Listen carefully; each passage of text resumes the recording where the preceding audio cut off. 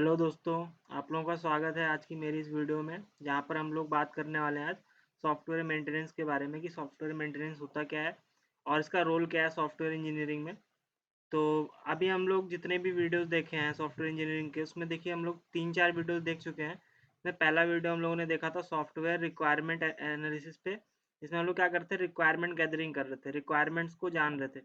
उसके बाद हमने देखा था डिज़ाइनिंग पार्ट, जहाँ पे हम सॉफ्टवेयर की डिज़ाइनिंग कर रहे थे, और फिर सॉफ्टवेयर इम्प्लीमेंटेशन। और उसके बाद हम लोग आज देखने वाले हैं सॉफ्टवेयर मेंटेनेंस के बारे में। तो ये एक प्रोसेस ही तो है, अगर आप देखिए ध्यान से। तो जो सॉफ्टवेयर हम बनाते हैं, तो सॉफ्टवेयर बनाने की जो प्रोसेस होता है, उसी को हम लोग तो फॉलो कर रहे हैं वीडियो वाइज। देखिए यहाँ पे पहले हम सॉफ्टवेयर के रिक्वायरमेंट को देखेंगे, क्लाइंट से लेंगे, और उसके बाद फिर क्या करेंगे, उन रिक्वायरमेंट्स को गैदर करने के बाद उसको रिफाइन करेंगे, ताकि जो उसमें मतलब की सिमिलैरिटीज़ हैं या फिर जो डुप्लीकेसी, उसको रिमूव कर दें। और उसके बाद उसका डिज़ाइनिंग करेंगे, और फिर डिज़ाइनिंग करने के बाद जब हमें ये पता चल जाएगा कि क्या क्या चीज़ें हमें चाहिए, हम उसका क्या करते हैं, कोडिंग करते हैं। उसको हम कोड करेंगे डिज़ाइनिंग के बाद, और फिर उसको डिप्लॉय करने के बाद हम लोग उसका मेंटेनेंस देंगे। तो ये पूरा जो प्रोसेस है, ये इंटेंसली चल रहा है।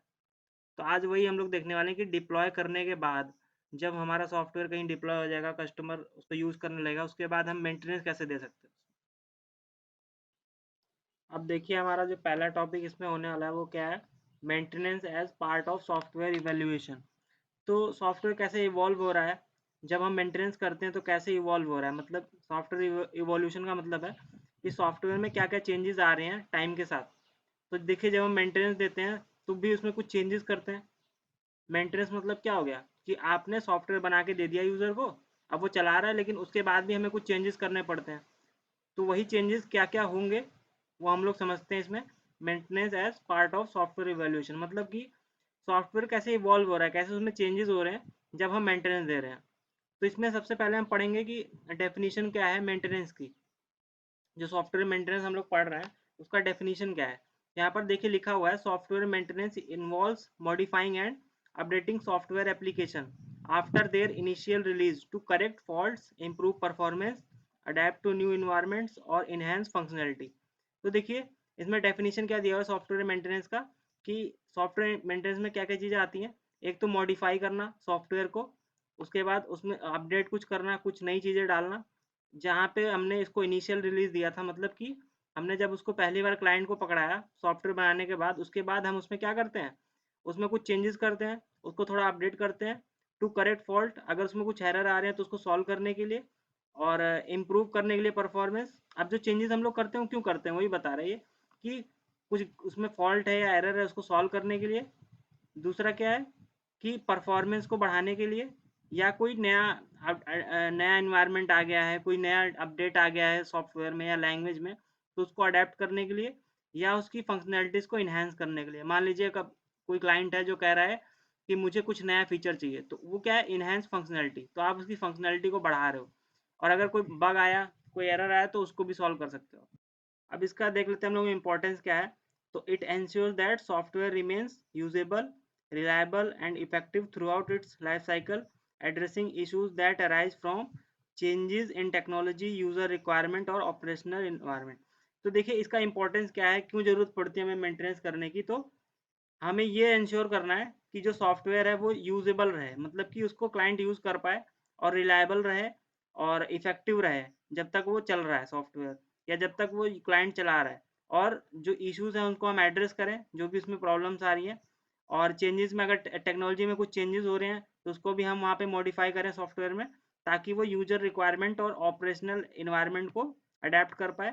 मतलब कि अब प्रॉब्लम क्या आती है, आप लोग रियल सिनेरियो देखिए। देखिए मान लीजिए आपने कोई सॉफ्टवेयर बनवाया, अब वो आज तो सही चल रहा है, लेकिन कुछ दिन बाद उसमें कुछ बग आ गए, या फिर आपका जो टेक्नोलॉजी है वो चेंज हो गया।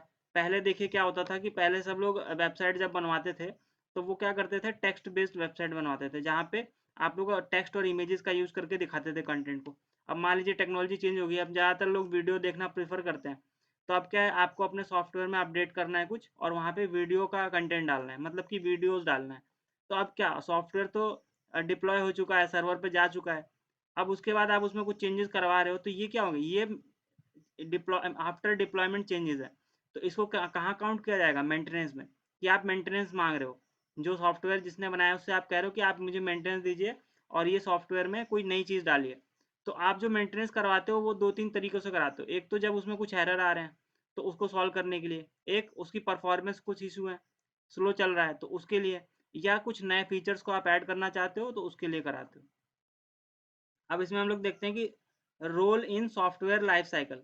तो जो भी हमारा जो सॉफ्टवेयर का लाइफ साइकिल होता है, मतलब कि पहले क्या होता है कि आप रिक्वायरमेंट गैदर करते हो, उसके बाद फिर उसको डिज़ाइन करते हो, फिर कोडिंग करते हो, फिर डिप्लॉय करते हो। तो ये सारा पूरा एक क्या है, लाइफ साइकिल है, सॉफ्टवेयर का पूरा लाइफ साइकिल है। तो उसमें मेंटेनेंस का क्या रोल है, तो अगर वो हमें समझना है तो उसके लिए देखिए यहाँ पे क्या लिखा हुआ है, इवेल्युएशन फेज। अब देखिए इसमें क्या है कि इवेल्युएशन फेज का मतलब क्या है कि during software evaluation maintenance is access based on. तो जो भी मेंटेनेंस होता है वो कब हमें पता चलता है कि हमारा जो सॉफ्टवेयर है उसमें हमें मेंटेनेंस करना है। तो देखिए उसके लिए 3 चीज़ें हैं। पहला है परफॉर्मेंस मैट्रिक्स, तो analyse how well the software meet its performance goal. तो परफॉर्मेंस हमें पहले चेक करनी है उसकी, कि परफॉर्मेंस की मेजरमेंट करनी है कि जो परफॉर्मेंस है वो सही है कि नहीं। अगर हमें ये लगता है कि परफॉर्मेंस में कुछ इशू है, तब भी हम इवेल्युएशन कर सकते हैं सॉफ्टवेयर का, मतलब मेंटेनेंस कर सकते हैं। उसके बाद यूज़र फीडबैक लेते हैं, understanding user satisfaction and identifying areas needing improvement.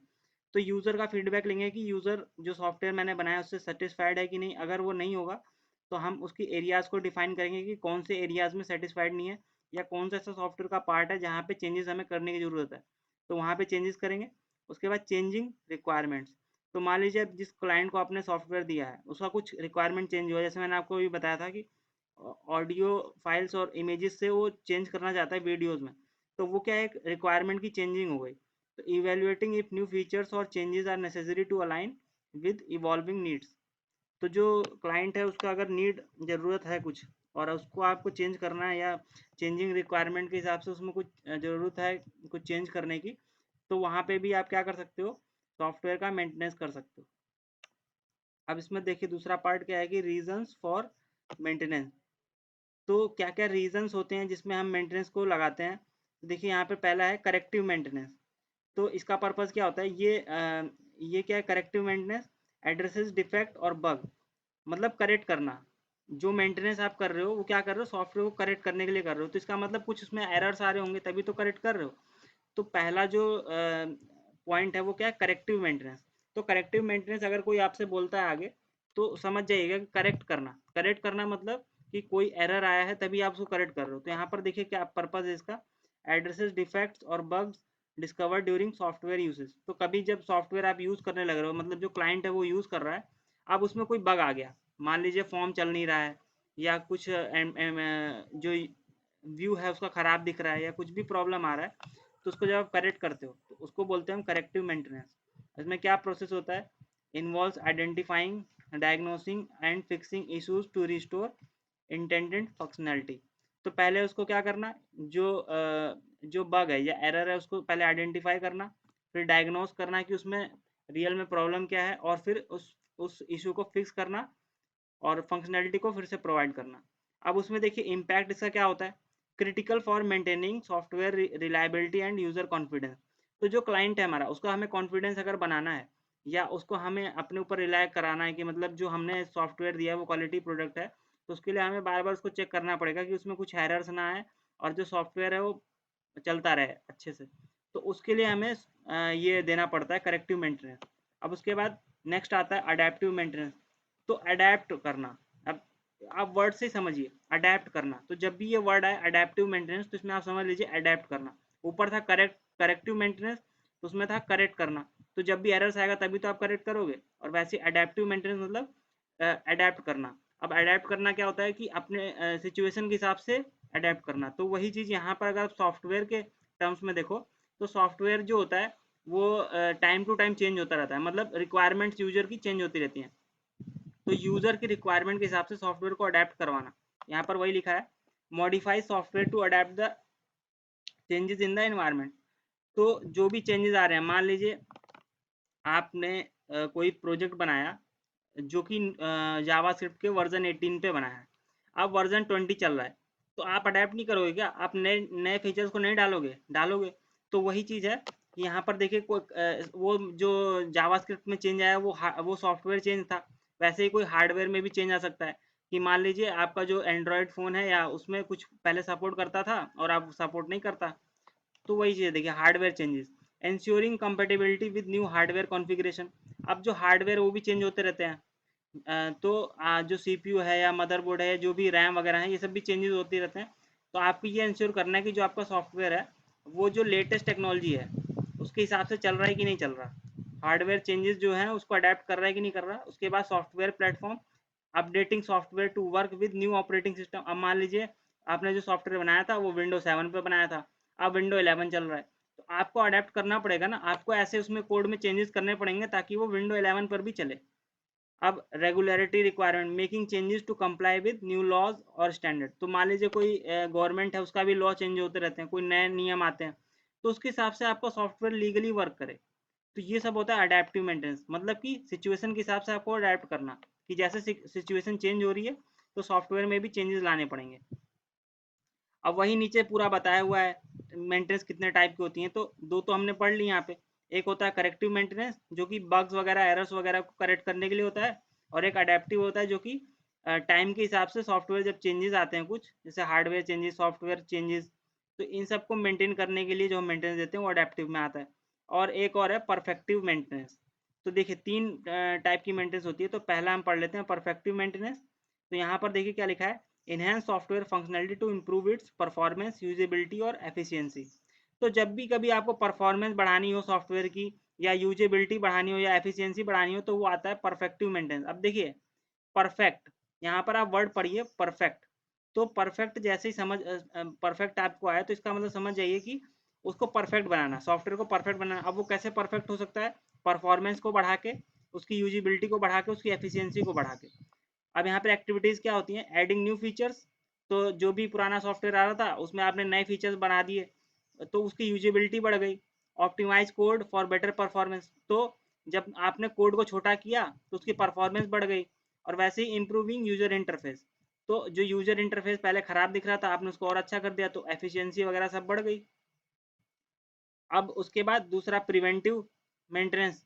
तो देखिए प्रिवेंटिव मेंटेनेंस क्या होता है कि proactive reduces the likelihood of future issues and improve software maintainability, refactoring code to improve readability।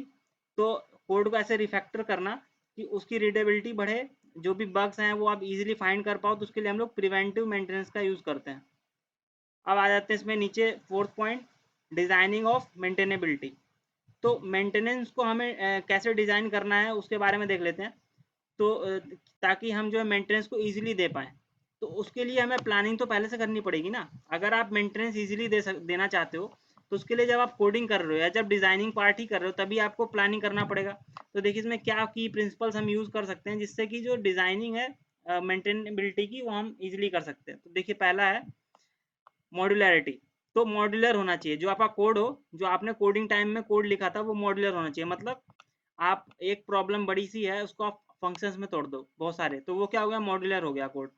मतलब एक मॉड्यूल आपने अलग बना दिया, दूसरा अलग बना दिया। जैसे कैलकुलेटर का मैंने आपको एग्जांपल दिया था, उसको आपने मॉड्यूल्स में तोड़ दिया, एक ऐड का मॉड्यूल बना दिया, एक सब्सट्रैक्ट का बना दिया, एक मल्टीप्लाई का बना दिया। तो ऐसे ऐसे आप तोड़ सकते हो। उसके बाद इससे क्या होता है, designing software with well defined modules और component that can be independently developed, tested and maintained. तो आपने जो भी मॉड्यूल बनाया, जैसे ऐड मॉड्यूल बनाया, उसको आप इंडिपेंडेंटली डेवलप कर रहे हो अलग से, और उसको टेस्ट कर रहे हो और उसको मेंटेन कर रहे हो। तो क्या हो रहा है उससे, अगर मान लो उसमें कुछ एरर आते हैं तो आपको वहीं पता चल जाएगा, आप किसी दूसरे मॉड्यूल में नहीं जाओगे, आप वहीं उसको चेक करोगे और उसको सही कर दोगे। इससे देखिए क्या है, बेनिफिट्स क्या होते हैं, फैसिलिटीज इजियर डिबगिंग। वही तो मैं कह रहा हूँ आपको कि एरर्स को सॉल्व करना बहुत आसान होगा, क्योंकि अगर आपने उसको तोड़ा नहीं है मॉड्यूल्स में तो आप पूरा कोड देखोगे, पहले 1000-2000 लाइन का कोड पूरा पढ़ोगे। तो उससे अच्छा क्या है, आप उसको मॉड्यूल में तोड़ दो। तो मान लीजिए 10 लाइन का आपने एक मॉड्यूल बनाया, तो अगर उसमें एरर आ रहा है तो आप वहीं जाओगे ना, दूसरे मॉड्यूल में तो देखोगे नहीं। अपडेट्स भी इजी होते हैं इसमें, इन्हांसमेंट करना भी बहुत इजी होता है। मतलब आपको किसी मॉड्यूल में अगर कुछ चीज़ बढ़ानी है या कुछ फंक्शनैलिटी बढ़ानी है तो आप उस पर्टिकुलर मॉड्यूल में जाके वो चेंजेस कर सकते हो। दूसरा है डॉक्यूमेंटेशन। तो जो भी हम चीज़ कर रहे हैं उसको हम लिखते हैं तो डॉक्यूमेंट करते हैं, तो वही चीज़ है, provide comprehensive and clear documentation to aid developers in understanding system architecture, design decisions and code functionality. तो ये तो हम लोगों ने पहले वीडियो में भी देखा था कि डॉक्यूमेंटेशन करना क्यों जरूरी है। जब हम रिक्वायरमेंट गैदरिंग करते हैं तब भी डॉक्यूमेंटेशन करते हैं, डिजाइनिंग में भी करते हैं। उससे क्या होता है कि डेवलपर्स को ये पता चलता है कि हाँ हमें काम कैसे कैसे करना है। तो पूरा उसमें जो डॉक्यूमेंटेशन है उसमें सारी चीज़ें लिखी होती हैं और उसी हिसाब से जो डेवलपर है वो सॉफ्टवेयर को डिज़ाइन करता है। तो इसका इंपॉर्टेंस क्या है? Initial essential for onboarding new team members and ensuring continuity during maintenance phase.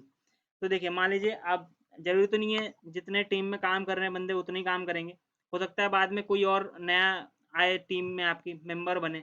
तो इजी क्या रहेगा, आपने जो डॉक्यूमेंटेशन बनाया है उसको उसको पकड़ा दीजिए और वो क्या करेगा, उसको पढ़ेगा और उसके बाद उसको भी समझ आ जाएगा कि सॉफ्टवेयर में क्या काम हो रहा है, अभी कहाँ तक काम हुआ है क्या नहीं हुआ है। तो ये ईजी रहता है। आप किसी नए मेंबर को जोड़ रहे हो तो उसको समझाने में आपको नहीं बताने की जरूरत है, वो डॉक्यूमेंटेशन देखेगा उसको समझ आ जाएगा सब कुछ। अब ऐसे standardization, following coding standard, naming convention and architecture pattern to maintain consistency across the software. अब मान लीजिए आप कोडिंग कर रहे हो, कोडिंग में भी बहुत सारे स्टैंडर्ड फॉलो होते हैं, जैसे ऑब्जेक्ट ओरिएंटेड कोडिंग होता है, बहुत सारा मॉड्यूलरिटी फंक्शनल प्रोग्रामिंग होता है। तो आप किसी एक कोडिंग स्टैंडर्ड को ही तो फॉलो करोगे। अब कोई टीम का मेंबर एक स्टैंडर्ड को फॉलो कर रहा है कोई दूसरे को, तो इसमें क्या होगा, प्रॉब्लम होगी, समझने में भी प्रॉब्लम होगी, एरर्स बहुत आएंगे। तो इसीलिए स्टैंडर्डाइजेशन कोडिंग होना चाहिए, मतलब कि एक ही स्टैंडर्ड को फॉलो करके पूरा स्टार्टिंग टू एंड चलिए सभी लोग। इससे क्या होता है, simplifies collaboration among developers and reduces the learning curve for new team member. अब इससे क्या होता है, कोलेबोरेशन करने में ईजी होता है। मान लीजिए सब लोग एक ही स्टैंडर्ड को फॉलो कर रहे हो तो एक दूसरे से आप लोग रिलेट कर सकते हो। कोई नया टीम मेंबर आया तो वो भी इजीली समझेगा। नहीं तो अगर कोई नया टीम मेंबर आया, एक बंदा कहीं और काम कर रहा है एक दूसरा कहीं और, तो वो तो कंफ्यूज हो जाएगा। तो ये सारी चीजें हैं। अब टेक्निक्स क्या है मेंटेनेंस करने की, तो सबसे पहला है पर्पस। तो मैनेजेस चेंजेस इंक्रीमेंटल डेवलपमेंट। तो इसमें क्या है, अप्रोच क्या होना चाहिए, making small iterative changes to software rather than large scale overall. आप जब भी कोई चेंजेस करिए तो लार्ज लेवल में मत करिए, छोटे छोटे चेंजेस करिए, ताकि अगर उसमें छोटे चेंजेस आपने किए वहीं पे कोई एरर आया तो आप वहीं पकड़ लो और उसको इजीली सॉल्व कर लो। अगर आपने मान लीजिए चेंजेस बहुत सारे कर दिए और बाद में आप रन कराने गए तो एरर आया, तो आप फिर समझ ही नहीं पाओगे कहाँ पे एरर आ रहा है। तो यहाँ पर देखिए वही चीज़ लिखा हुआ है।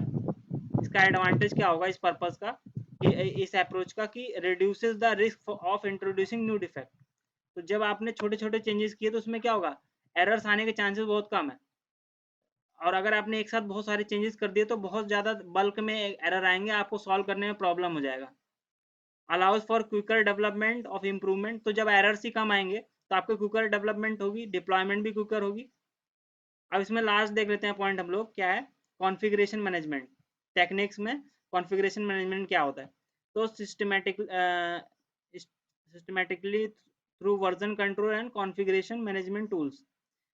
तो देखिए वर्जन कंट्रोल मैंने आपको बताया था पिछले वीडियो में भी, गिट होता है, गिट और गिटहब का यूज़ करते हैं हम लोग, कि जो कोड है अपना उसको कहाँ भेज देते हैं, सर्वर पे भेज देते हैं, ताकि वो उसका वर्जन कंट्रोल कर सके कि आपने कोई भी चेंजेस किया तो वो नया वर्जन बन जाएगा, फिर आपने कोई चेंज किया तो तीसरा वर्जन बन जाएगा, और आप किसी भी वर्जन पे जा सकते हो, मतलब पिछले किसी भी वर्जन पे जा सकते हो। तो ये सब काम कहाँ पे होता है, गिट में। तो उसके कॉन्फ़िगरेशन वगैरह सब मैनेज होती है गिट से। और दूसरा क्या है, एक्टिविटीज, जैसे track changes, ensure proper integration of modification and enables rollback to previous version if needed। तो जितनी भी चीज़ें हैं, जो भी चेंजेस हो रहे हैं उसको आप ट्रैक करिए। यहाँ पर वही लिखा हुआ है कि एक्टिविटीज़ क्या क्या करनी है मेंटेनेंस में, ट्रैक करना है चेंजेस को, जो भी चेंजेस आप कर रहे हो, और प्रॉपर इंटीग्रेशन ऑफ मॉडिफिकेशन, जो आप चेंजेस कर रहे हो उसको प्रॉपरली इंटीग्रेट करिए, नहीं तो कोई एरर आएगा आपको बाद में। And enables roll back to previous version. तो वही मैंने बताया कि गिटहब का यूज़ करके आप क्या कर सकते हो, मान लीजिए आपने एक बार चेंज किया तो फर्स्ट बार चेंज हुआ तो फर्स्ट वर्जन बना, दूसरी बार चेंज किया दूसरा, तीसरी बार किया तीसरा। अब आपको पहले वर्जन पे जाना है, दो वर्जन बीच के नहीं चाहिए, तो आप क्या कर सकते हो, रोल बैक कर सकते हो। यहाँ पर वही लिखा है, enables roll back to previous version. तो मान लीजिए आपको फर्स्ट वर्जन पे जाना है तो आप क्या कर सकते हो, थर्ड से पिछले पहले वर्जन पे जा सकते हो, कैसे, रोल बैक करके। तो वो कौन सपोर्ट करता है, गिट। गिट आपने यूज़ किया है, अगर अगर अपने प्रोजेक्ट में लगाया है तो आप किसी भी वर्जन पे जा सकते हो। तो ये कुछ पार्ट थे जो मेंटेनेंस के पार्ट थे। अब मेंटेनेंस को अगर मैं समरी में आपको एक बताऊं कि क्या होता है मेंटेनेंस, तो मेंटेनेंस वही होता है जो आपने कोडिंग करके सॉफ्टवेयर क्या किया, क्लाइंट को दे दिया, क्लाइंट के सर्वर पे डिप्लॉय कर दिया, अब वो क्लाइंट यूज़ कर रहा है। उसके बाद जो आप उसमें चेंजेस कर रहे हो, क्लाइंट के यूज़ करने करते टाइम या उसके बाद जो चेंजेस कर रहे हो, अब वो चेंजेस कुछ भी हो सकते हैं, या तो आप कुछ एरर्स को सॉल्व करने के लिए कर रहे हो, उस सॉफ्टवेयर की परफॉर्मेंस को बढ़ाने के लिए कर रहे हो, या कोई नया फीचर डालने के लिए कर रहे हो, तो वो सारा मेंटेनेंस में आता है। और उसका जो होता है अलग से चार्ज लेता है डेवलपर या कंपनी जो करवाती है मेंटेनेंस। तो आज के वीडियो में हम लोग इतना ही रखते हैं, क्योंकि ये आपका पूरा सॉफ्टवेयर मेंटेनेंस का पार्ट यहाँ पूरा होता है। अगर आपको यह वीडियो पसंद आया तो इस वीडियो को लाइक करिएगा और इस चैनल को सब्सक्राइब करिएगा। अगर आपके कोई थॉट्स हैं तो आप जो है कमेंट बॉक्स में शेयर कर सकते हैं। Thank you.